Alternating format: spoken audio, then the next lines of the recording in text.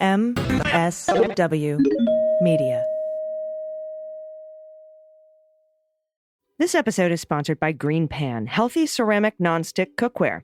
Green Pan is the go-to brand for high-quality, non-toxic, easy-to-clean pots and pans.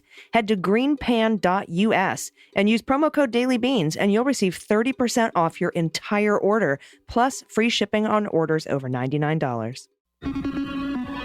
News with swearing. Daily Beans, Daily Beans. Daily Beans, Daily Beans. Hello, and welcome to the Daily Beans for Tuesday, August 15th, 2023. Today, as of this recording, we are waiting on pins and needles to hear about an indictment from the Fulton County Courthouse for Donald Trump. Hunter Biden's lawyers say the Department of Justice reneged on their plea agreement. A Nebraska judge allows abortion limits and restrictions on gender-affirming surgery.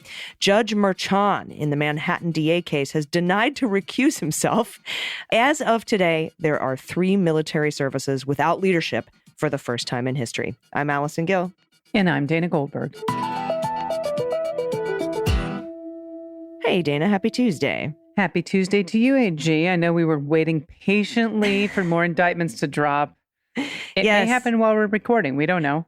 It might. And thanks to the beauty of time travel and something called pre-recording, as you're listening to this, you might have indictments all over the place, like so many that you don't even know what to do with. But right now, we're still waiting for that decision to come back. And I will go over a little bit about where we are in the process when we get to the hot notes. And also, I think I mentioned in the headlines there, Judge Merchan, who's presiding over the Manhattan DA criminal indictments of Donald Trump for the hush money stuff, right? The McDougal and the door guy and Stormy Daniels. Well, he denied Trump's motion for him to recuse from the case. Trump's request was made after it was revealed that the judge, Merchan, had made donations, plural, totaling $35 to Democratic causes. 35? What? How dare you? I know. Which is funny because that's actually way less than Donald Trump has actually donated to Democratic causes. That's really funny. Somebody should bring that up in court. How much did you give to Democrats over your lifetime? Me, 35. You, how much? What do you got? Yeah, what's that? Yeah. And also, not to mention $2 billion donations to Jared Kushner's hedge fund, but whatevs. Yeah. No big deal. No one cares about that. It's all about, Hunter Biden didn't pay $100,000 in taxes over 5 years or something. And that's what's important. Jamie Raskin cares. What we should be focused on. Dude, he's so great. I love that he wears that scarf that he got from Stephen Van Zandt, all those scarves that that he gave him. He's just the coolest guy. He really is a good man. I'm glad. I'm hoping he's healthy. Hoping he's healthy and happy. Yep. So far, he says, and he's not going to run for Senate. He thinks he can do more for the American people remaining in the House. So we'll see. And all the stuff that he's about to come out with the emoluments and foreign donations reports about Donald Trump's family, kind of like a little response to what's going on with the House Republicans trying to look into Biden and not finding anything. No, nothing connecting. No bribery, no nothing. Even their star witness, who was also a criminally indicted person, was like, yeah, no, there was no business. Nothing to do with any of that. Sorry, no bribes. And we talk about all of that on Cleanup on Aisle 45. We have a lot of news to get to. Today is a big news day, so let's hit the hot notes. Hot notes. All right. Interesting set of developments down in Fulton County today as we await the 4th indictment of the twice impeached former president. First, the day began with Trump clearly violating witness intimidation laws. He put out on Truth Social, "I'm reading reports that failed former Lieutenant Governor of Georgia, Jeff Duncan, will be testifying before the Fulton County grand jury. He shouldn't." He actually said that.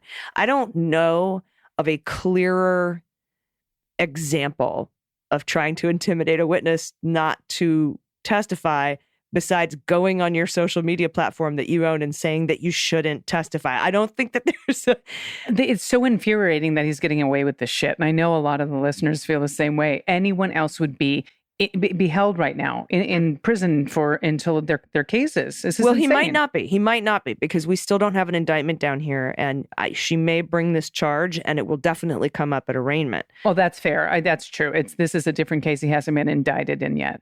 Right. And we'll talk about, but he also went off on Judge Chutkan earlier today as well. And that's also a problem.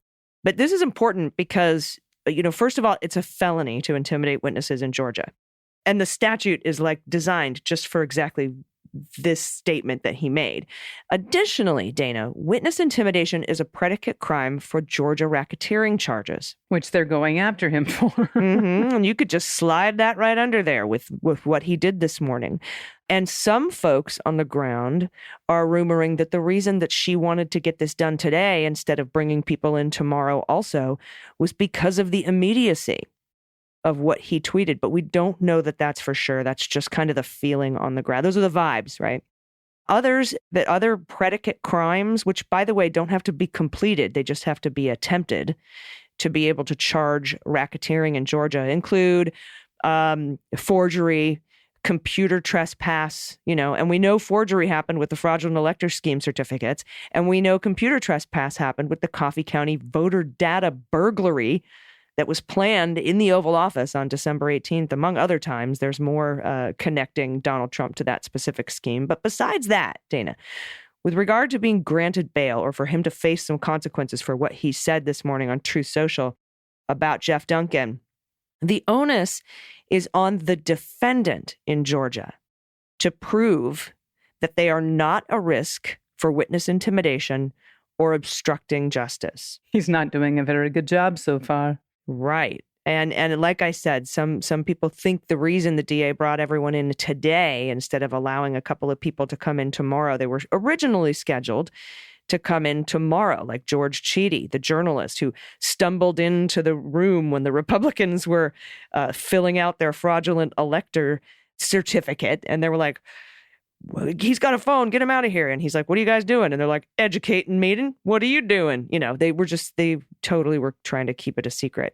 And then somebody else that was supposed to come in tomorrow was the former lieutenant governor, Jeff Duncan. But they were both called in early to testify today, Monday. And now as of 5 p.m. Eastern, the court doors were still open. Usually they close at 5 o'clock.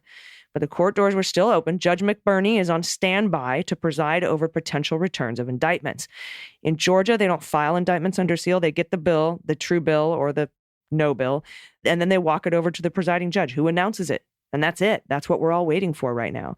And again, as of the 5 p.m. hour, they were on witness number 5 of 10 with Cheedy and Duncan waiting outside the room to testify. Wow. Now, just recently, Duncan came out and Cheedy was going in. So they have at least 2 more to go.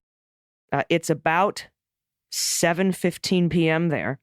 And earlier in the day, the court accidentally docketed a document showing multiple felony charges for Donald Trump, including racketeering, which carries a 5-year minimum mandatory sentence. And in Georgia, you aren't even eligible to apply for a pardon until 5 years have been served. And even then, it's up to a pardon board, not the governor. That's beautiful. And the latest, again, as I said, as of this recording from Anna Bauer, who's on the ground in Fulton County. If you're not following Anna Bauer, you should on social media. She says, vibe check. The grand jury is still hearing testimony. The journalists are still starving. The court deputy swapped his suit for gym shorts. Judge McBurney poked his head out into the room to ask us how we're all doing and said, hang in there. I'm doing the same. So that's what's going on. Pete Strzok and I will go over all the indictments in detail on tomorrow's Cleanup on Aisle 45 pod. And going forward, that podcast will be your go-to for Fulton County news, though we will hit the headlines here on the Bean so you can stay abreast of what's happening. All right, AG, thank you so much. This is from ABC News. It seems a Nebraska judge on Friday rejected an effort to block a ban on abortions after 12 weeks of pregnancy and restrictions on gender-affirming surgery. Lancaster County District Court Judge Lori Moret, she sided with the state and allowed a law approved by the Nebraska legislature earlier this year to remain in effect. The law outlines abortion after 12 weeks of pregnancy with exceptions for rape, incest, and to save the life of the mother. As of October 1st, it also will prevent people under 19 from receiving gender-affirming surgery and restricts the use of hormone treatments and puberty blockers for minors. This is insane if you follow the science. And I'm talking about all the reputable boards. When transgender people go through puberty, it causes more problems. So if they have to wait till 19 to get any of the gender affirming care that they need, this is a whole world of trouble. It's awful. Planned Parenthood, by the way, of the Heartland, had filed a lawsuit arguing legislators violated a constitutional requirement that bills not contain more than one subject. So this one's a double hitter on them. Lawmakers added the abortion ban to an existing bill dealing with gender-related care. Now, the Attorney General contended the issues didn't violate the law because they were both health-related. And this is a quote, "I am grateful for the court's thorough decision." This is from Governor Jim Pillen, who's also a fine, upstanding fella. I hope you can hear the sarcasm in my voice. He said in a statement and went on to say, "I was proud to sign into law a measure that protects kids and defends the unborn, and I am pleased that it has been upheld." Now, Minnie Rush Chipman, she is the executive director of the American Civil Liberties Union of Nebraska, which helps represent Planned Parenthood, by the way, said that they would absolutely appeal the decision. Went on to say state senators combined unrelated restrictions into a single bill in their rush to take away Nebraskans' rights. This is from Rush Chipman, and she said this in a statement. Went on to say that tactic violated the text of the Nebraska Constitution, which plainly says that, and I quote, "No bill shall contain more than one subject." As a result, Nebraskans are being seriously harmed. Now, Ruth Richardson, who is the CEO of Planned Parenthood North Central States, called the decision a devastating blow to Nebraskans' fundamental right to make what should be private decisions between them and their doctors. Richardson said the organization would continue to provide abortions before 12 weeks of pregnancy. Legislators added the abortions restrictions to a transgender-related bill, by the way, as an amendment after a separate bill to ban abortions at about 6 weeks failed to overcome a filibuster. So they're trying to weasel this in any way they fucking can. Oh. It's gross. All over the country. All over the country. And it'll be overturned. It's unconstitutional, even for Nebraska's constitution. But meanwhile, that's not the point. The cruelty is the point. The point is to chill, but, people from taking advantage of their rights as citizens of the United States and to be afraid. And just to put the fear into them. That's what this is about and what it's always been about. All right, next up from Tom Winter at NBC. Hunter Biden's attorneys said in a court filing late Sunday, federal prosecutors had reneged on their plea agreement in the probe of Biden's business dealings. The filing comes after Attorney General Merrick Garland on Friday appointed Delaware U.S. Attorney David Weiss as special counsel to continue his investigation into the president's son. Weiss, who was already overseeing the investigation, was announced as special counsel on Friday after he requested the title earlier in the week. Weiss's office told the court they would likely move forward with charges in California or Washington, D.C., where they had venue for the federal tax charges. Hunter Biden was expected to plead guilty to 2 federal misdemeanor counts of failing to pay his taxes, which he then paid, after reaching a plea agreement with Weiss. But the deal collapsed over confusion, I guess, about a separate felony gun possession charge, and Biden instead pled not guilty. And that's not entirely true. There was also a problem with the fact that the DOJ wanted to charge him for other stuff that they've been investigating over the past 5 years, and that wasn't spoken about in the plea agreement. And the judge brought that to light and said, hey, if this isn't in there, if this doesn't preclude you from being charged on other crimes, are you cool with that? And Biden's attorney was like, hell no. No. Now, at a court hearing last month, Judge Marilyn Norica said that she wouldn't accept or reject the plea agreement until both sides had addressed her concerns over its terms. In the filing late Sunday, Biden's lawyers said that while they were still prepared to respond to the questions Your Honor posed at the July 26th hearing, in light of the United States' decision on Friday to renege on the previously agreed upon plea agreement, we agree that those issues are moot at this point. They also said prosecutors, quote, proposed and largely dictated the form and content of the plea agreement and a separate, quote, pretrial diversion agreement dealing with the federal charge over Biden's illegal ownership of a Colt Cobra 38 special. That's a handgun.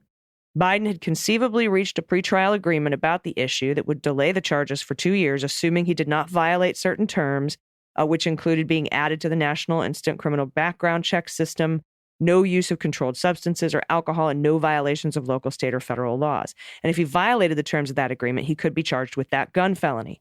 Biden's lawyers argued that the gun-related agreement was already in effect because it is a contract between Biden and prosecutors that both sides signed and usually does not need a judge's approval. The Sunday filing from Biden's lawyers came after Norika ordered them to respond to the federal prosecutor's notice to the court that they wished to dismiss the charges filed against Biden because they were prepared to go to trial. Norika ordered prosecutors to respond to Biden's lawyer's Sunday filing by today, Tuesday. Now, earlier Sunday, Abby Lowell, an attorney for Hunter Biden, accused prosecutors in an interview on CBS's Face the Nation Sunday of changing their decision on the fly, referring to the derailment of the plea deal. Quote, 1, they wrote something and weren't clear what they meant. 2, they knew what they meant and misstated it to counsel. Or 3, they changed their view as they were standing in court in Delaware. Lowell also said he's confident that no new evidence or criminal charges would emerge. He said, I'm confident that if this prosecutor does what he's done before for the last 5 years, which is look at the facts, the evidence, and the law, then the only conclusion can be the conclusion that he reached on July 26th. There's no new evidence to be found. So I'm glad Hunter Biden didn't take that shitty plea deal and is forcing them now to bring 2 misdemeanor tax charges in Los Angeles. Like, good luck. Yeah. Good Have luck fun. with that. And so it's going to be interesting. One thing that I want to bring up before we go to the next story, Dana, is that during an interview today, Barb McQuaid had brought up a SCOTUS case called Santabello that says once a promise is made in a plea deal by a prosecutor, it's enforceable. That's a Supreme Court decision. So the signing and the approval and all that stuff, particularly about the gun charge, which were separate from the tax charges, doesn't matter. And that's why Abby Lowell, Hunter Biden's lawyer, said that gun thing, that's in effect as far as we're concerned. Great. All right, last in this story, this is from CNN. And this blows my mind that one schmuck is actually holding all this up. Another U.S. military service chief has relinquished command without a Senate-confirmed replacement in place, marking the first time in the Defense Department's history that 3 services are operating without a confirmed senior military officer in place. Chief of Naval Operations Admiral Mike Gilday, he relinquished command on Monday. His nominated replacement, who's Admiral Lisa Franchetti, she's one of more than 300 military officers whose promotions are being stalled by Republican Senator Tommy Tuberville in protest of Pentagon reproductive health policies. This is such bullshit. I mean, I don't understand how Republicans don't see this as weakening the military. I just don't see it. Now, Franchetti will serve as the acting chief of naval operations in the absence of her Senate confirmation. Gilday's relinquishment follows the retirement and relinquishment of command by former Army Chief of Staff General James McConville on August 4th and former Marine Corps Commandant David Berger last month. And this is a quote from the story. Because of this blanket hold, starting today, for the first time in the history of the Department of Defense, 3 of our military services are operating without Senate-confirmed leaders. That's from Lloyd Austin. He is the defense secretary, as we know. He said Monday at Gilday's relinquishment ceremony, went on to say this is unprecedented, it's unnecessary, and it is unsafe. Navy Secretary Carlos Del Toro echoed Austin's sentiments, saying it is well past time for the Senate to address the outstanding nominations. Not doing so will continue to degrade our readiness and will even put the very lives of our servicemen and women, your young men and women, at risk by not allowing our most experienced warfighters to lead. Again, that was Del Toro. He went on to say, the American people deserve to have their best military leaders in place. And in our Department of the Navy, that includes a confirmed chief of naval operations and commandant of the Marine Corps. End quote. Now, Stephen Stafford, who's Tuberville's spokesman, said Monday that Austin's comments that the hold is unprecedented, unnecessary, and unsafe are wrong. This is what he said. The only thing unprecedented about Coach's hold is the length of time that it has gone on, Stafford said, pointing to threats to hold nominations from Democratic senators like Tammy Duckworth of Illinois and Michael Bennet of Colorado. And this is another quote, they got what they wanted and quickly. This is from Stafford. He said that of Duckworth and Bennet. Now, Franchetti, who has been serving as the vice chief of naval operations, would be the first woman in the CNO seat and the first woman on the Joint Chiefs of Staff. She's previously served as the commander of the U.S. Naval Forces Korea, deputy chief of naval operations for warfighting development, director for strategy plans and policy for the Joint Staff, and commander 2 carrier strike groups. She's a badass. Wow. That's all you can say about that. Wow. Now, by the end of this year, there will be more than 600 military officers up for nomination, and thus far, there's no end in sight to Tuberville's bullshit hold. and McConnell's not doing jack shit about it. That hold includes the nominee of chairman of the Joint Chiefs of Staff, Air Force General C.Q. Brown, who is expected to take over for the Army General Mark Milley. So this is a big thing there. And this is the last quote from the story. Our troops deserve better, Austin said Monday. Our military families deserve better. Our allies and partners deserve better. And our national security deserves better. Yeah. This must infuriate you as a veteran. It's horrible. And here's what I feel like is happening. They're going to do so much damage to national security and the military, and troops will die. And they'll turn around and say it's because we have a woke military. It's because we have diversity training, or because we allow transgender people to serve, or LGBTQ plus people to serve, or because, people have rights to abortion access. Yeah. Whatever it is, they'll be like, look, all these soldiers died. Like, there'll be some big accident because we lack leadership, and they'll blame it on the quote unquote woke military. And they won't care about those Gold Star families. They won't care about the people who lose their lives. Absolutely not. And they don't care about our national security. It's disgusting. That's what they do. They get elected to get into government, destroy government, and then point at it and say, look how terrible government is. We need to get rid of government. That's what they've always done. It's been their MO since the beginning. And that is obviously what they're doing here. So it is infuriating, extremely infuriating. But we do have a little bit of help coming our way in the form of good news. Yes, please. Which we will do right after this quick break. So if you have good news, please send it in. dailybeanspod.com, click on contact, and we will read it on the air. And we look forward to doing that right after this. After these messages, we'll be right back. Hey everybody, it's AG. If you've ever struggled with food sticking to your pots and pans, you know my pain. It was never ending. It was a never ending battle until Green Pan changed everything. Now, Green Pan's ceramic cookware, it's absolutely phenomenal. It distributes heat perfectly. It looks amazing. Cleanup is easy. I make the perfect grilled cheese. I can use less oil, so my meals are healthier. This is the best pan I've ever owned. My Green Pan cookware, it's a piece of art. It's got vibrant colors, flawless design. And I love knowing it is free of harmful toxins, unlike other cookware. Its beauty and performance have made cooking a real joy. I recommend it to all my friends who share my passion for healthy and stylish living, a blend of beauty, functionality, and peace of mind. And I'm not a big person in the kitchen. Like, I don't do that very often, but this makes it so much better and so much easier and so much more fun. And if you think Green Pan only offers cookware, think again. From slow cookers to bakeware, top-tier cutlery, they've got your entire kitchen covered. I was won over from the first day of owning mine. But if you need more time, they have a 60-day warranty to make sure it's the right cookware for you. So toss those plastic pans and upgrade your cookware with Green Pan.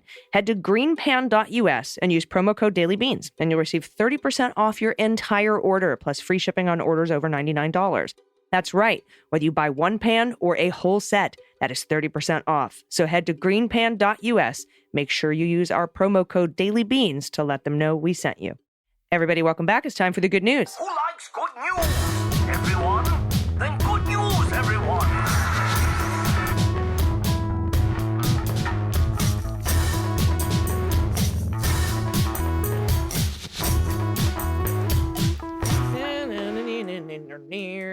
Good news. And if you have any good news, confessions, corrections, you want to play What the Mutt, or a shout out to somebody that you love, or a shout out to yourself, I love those. Tell me what you are doing in your life that you are proud of. Those make me so happy. I know. They warm the little cockles in the heart. If you have a shout out to a small business in your area or your business, anything you want to send us at all, you can do it at dailybeanspod.com and click on contact. Dana, update. Judge McBurney down in Fulton County has just been told to hang out for another hour. So oh boy, it's going to be a while. But we are on standby. Pete Struck and I are on standby to record this week's episode of Cleanup on Aisle 45 as soon as we hear something. So stand by for that. All right, first up from Valerie, pronouns she and her. Double-headed AG and DG. I was crying laughing at last week's good news with the litter removal story with the kids. That is the charismatic megaplastics we played a best of. Oh, yeah. Oh, I love it. I was, of course, at work, and I'm sure all my coworkers thought I had lost it. Hearing you both get so tickled gave me a serious case of the giggles, which was much needed. Attached pod pet tax is Chewy, although he's no longer with me. He lived to be 19 years, 11 months old. Wow. and 100% purebred good boy. Thanks both for all you do. Much love. Look at the baby. Chewy, sweet face. Oh, is that like a little doxy? Looks like a doxy to me. Oh, thank you, Valerie. And thank you for that. And yes, whenever you're down, just pop in Charismatic Megaplastics, January 5th, 2021. Yeah. We got to listen. It's so good. All right, this is from Panda Chronicles, pronoun she and her. I can't believe we have finally reached the find out times for TFG. Yep, in the spirit of bringing some good to light to counteract the darkness he has his minions are spewing, I'd like to shout out a local business and a wonderful animal sanctuary since I have no pod pet tax available at the moment. My friend Lori at Ritual Mischief Herbal Studio makes lovely soaps and shampoo bars, no plastic packaging. But she is also an experienced herbalist, making wonderful soothing potions and lotions from plants found here in the Pacific Northwest. She's a witch. Lori is a witch, and I love it. With Lori. I can't swear her sore muscle rub is what turned the corner on some pesky pain I've been having, but it very well might have been. Her website address is www.ritualmischief.com, which is a great name, by the way. I love it. For my pet tags and generally really great person shout out, I give you Melanie Sue Bowles, who, with her husband Jim, created Proud Spirit Horse Sanctuary in Wilkesboro, North Carolina.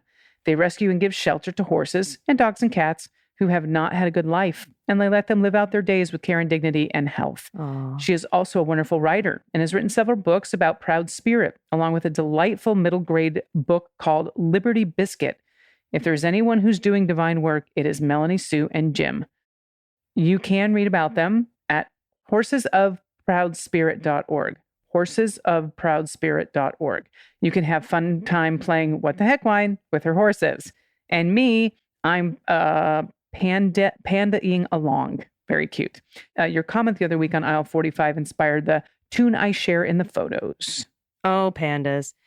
Indictment week is finally here to help us make sense of the many, many indictments and superseding indictments. We've brought out the indictment wheel. Let's not forget the civil cases pending against Mittens. Right you are, Bob. That's beauty hysterical. Of the indictment wheel. It has overlapping charts with indictments, superseding indictments, civil suits, and failed suits by Mittens to derail any proceedings against him. Look at that. It's hilarious. Oh, that's so cute. Go for it, Bob. Oh my God, very cute. I like Mittens. Thank you for that. Thank you for that submission. And I will definitely going to check out ritualmischief.com and horsesofproudspirit.org. I love that. I always wanted, like, that was always a dream of mine, right? Just have like a horse ranch, retire some horses, take care of, like, adopt all the old pets that have been abandoned or nobody wants, so they can like live out the rest of their awesome lives. Sounds amazing. It just sounds so relaxing and fantastic. So excellent work there. Jessie, pronoun she and her. In April, my husband's parents moved in with us. At the same time, I realized that in order to manage a house with 4 adults, 3 kids, 2 dogs, and a cat, I needed space daily to gather myself and have the space to think. So I began walking my and my in-laws' dogs every evening. I am desperately out of shape and began with very short distances, just a block total. Just prior to that, I'd found the daily beans, followed by Jack, and then clean up on aisle 45. Now I'm walking close to 2 miles every evening. Nice. And the MSW podcasts keep me company, with Beans leading the list while I walk the MAGA-infected neighborhoods in my small Ohio village. I currently attend a church that I find morally repugnant in order to allow my aging in-laws to be able to practice their faith. I received a group text from the Sunday school class reminding us to vote yes on issue 1. Their claim was that it isn't political. It's a moral issue, with a claim that just 4 Ohio counties would be asked to vote on a constitutional amendment and change it for the whole state. Oh, please. As dishonest and convoluted as that reasoning is, it did serve as a reminder to set an alarm to vote and drag my reluctant husband with me. Nice. Thankfully, enough of us did the same. It was political. It was moral. It was so very important. Attached for tax, find pictures of my girl, Maylee, patiently waiting for me while I put on my earbuds before heading out. A picture of our cat Pumpkin, who waltzed into our house last October. Great name. It's like he owns the place. He was teeny, barely weaned, and full of fleas, worms, and attitude. I would be too if I had fleas and worms. And a picture of my kiddos and both dogs, the little one being my in-laws' pup, on a rare night that they joined me on my walk. Thanks for all you do and providing a place of sanity in the midst of the madness surrounding us. You've been a part of a very positive change in my journey toward mental and physical health, and I appreciate you both more than you could know. Oh, thank you so much. There's the walk. No, so sweet. These pictures are lovely. Oh, what a lovely, lovely. Oh my goodness. Indeed. Especially that kitten with just right. sleeping Just on the window. face on the windowsill. Getting the sunshine on the head. So good. So good. All right. This one's from Anonymous. No pronouns given here. Hi, Beans Queens. I have an adoptable pet that I'd love to get featured. Her name is Pretty Princess Penguin. She's a 5-year-old beautiful black cat with an adorable white bib on her chest. She's been waiting almost 3 years to be adopted from Ohio Alley Cat Resource in Cincinnati, Ohio. And the website is just that, ohioalleycat.org. She's an excellent coworker or fellow couch potato and loves soft pets. Penguin is so deserving of a home and will make an excellent companion for someone who only wants one cat in their life. Oh. Penguin needs to be a solo cat. I think, and I'm not speaking out of turn, I think black cats in general have a harder time being adopted, right? Pretty Princess Penguin. Yeah, they do, because, the whole black cat is unlucky. Which is so ridiculous, Yes. but yeah. Beautiful baby. Thanks for that. Okay, ohioalleycat.org if you are into adopting as your only cat, the only cat in the house, Pretty Princess Penguin. Thank you, Anonymous, for that. And from Atheist Eagle Scout, pronouns he and him, AGDG, I hope this missive finds you well. If you think it odd to have good news submitted about Christian music by an atheist, well, here it is. I was listening to one of my podcasts, shout out to the friendly atheist, Hamat Mehta. Oh, he's been on the show before. And he pointed out that a Christian singer was on the #1 singer of iTunes for Christian music. Someone has to be #1. But in this particular case, #1 singer on iTunes for Christian music, and I think the Leguminati might appreciate the shout out. You see, the singer is a drag queen who goes by the moniker Flamey Grant. And we have a link here in the show notes. Meet Flamey Grant, the drag queen carving out her own lane in Christian music. I haven't listened to the song myself, as it's not really my cup of tea. I'm more of a metal hard rock person. But given all the vitriol from the Christian nationalists toward the LGBTQ+ community, this is an interesting change of events. Congratulations to Flamey Grant. And here's to everyone who is his, her, their true self. For PodTech, see my doggos, Buster and Bear. I'll get a DNA test eventually, but the tricolor is Buster and the black and tan is Bear. And there is a beautiful picture of Flamey Grant, who I know. And I'm so glad that you brought this out, because I was so taken aback with wonder and amazement that Flamey Grant, drag queen, had the #1 Christian song in the nation. Right? So good. And look at the puppers. Oh, we easily got a little dachshund chihuahua mix, and there's a beagle. I mean, these are basset hound type of dog. Oh my God. You know how fucking cute that puppy must have been, the one on the left? They were probably both adorable, but specifically that one on the left. Uh-huh. I can see the little face, right? The puppy baby face. Yes. Mm-hmm. Oh my God. So good. All right. So everybody check out the link in the show notes. You must listen to Flamey Grant. It's truly amazing. And thank you for everybody for all the good news that you've sent in, and adoptable pets in your area, and shout outs. Really, really appreciate it. Needed it today. So thank you for that. Dana, do you have any final thoughts before we get out of here for the day? And we'll go watch Trump get indicted. I need to get some champagne. Yes, you do. So I have no final thoughts. Let's go. Let's get out of here. Here we go. Everybody will be back in your ears tomorrow. Until then, please take care of yourselves. Take care of each other. Take care of the planet. Take care of your mental health. Vote blue over Q. And take everyone you know with you. I've been AG. And I've been DG. And them's the Beans. The Daily Beans is written and executive produced by Allison Gill, with additional research and reporting by Dana Goldberg. Sound design and editing is by Desiree McFarlane, with art and web design by Joelle Reeder with Moxie Design Studios. Music for The Daily Beans is written and performed by They Might Be Giants, and the show is a proud member of the MSW Media Network, a collection of creator-owned podcasts dedicated to news, politics, and justice. For more information, please visit mswmedia.com. MSW Media. Hi, I'm Liz Winstead. I'm Moji Alawode Al. And we're the hosts of Feminist Buzzkills, the only weekly podcast that helps you navigate the post-Roe hellscape. We dissect all the news from that sketchy intersection of abortion and misogyny with our guests, the abortion providers and activists working on the ground. Plus, we have amazing comedians to help us laugh through the rage. Feminist Buzzkills drops Fridays wherever you get your pod fix. Listen and subscribe, because when BS is popping, we pop off. You voted. I did. You protested. Again. You postcarded. So many Sundays. You posted on social media. Got some likes. And you're still reeling from all the terrible news. Yeah, but what else can I do? I'm Kelly, I'm Lila. and we're going to help you figure that out. Each week, we'll interview people on the front lines of political action about the things they actually did to take action. What got them started, who helped them along the way, and what they do differently if they had it to do all over again. And in the process, we'll give you concrete advice about how to take the leap from freaking out on Twitter to making a difference. Follow What Can I Do wherever you listen to podcasts, or tune in on whatcanidopodcast.com.